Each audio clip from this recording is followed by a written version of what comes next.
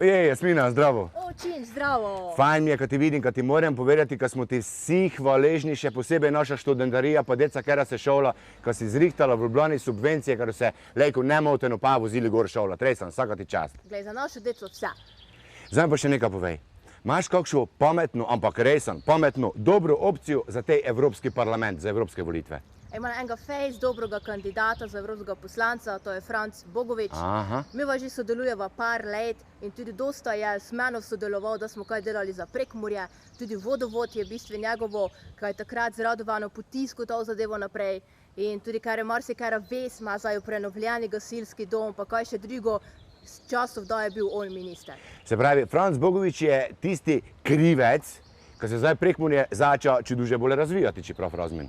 Točno tako, on je marsikaj k tome prispeval in je še nič enega takšnega dobrega sodelavca v Bruslju, ker je mi pomagal, kam še lejko več dobrega za to Prekmurje. In zdaj, kako mi napravimo to, da je Franc Bogovič lejko šel v Bruselj? Prvič, v nedeljo treba iti na volitve. Na volitve. Obkrožiti listo 6. 6. In potem obvezno dati preferenčni glas številka 8. Se pravi, ko obkrožiš številko 8, gdje piše zraven Franc Bogovič. Ste čili listo. V nedeljo si na volitve, listo 6 obkrožiš, pa pred imenom Franc Bogovič, preferenčni glas številka 8. Nemamo kaj čakati. To je to. To je to.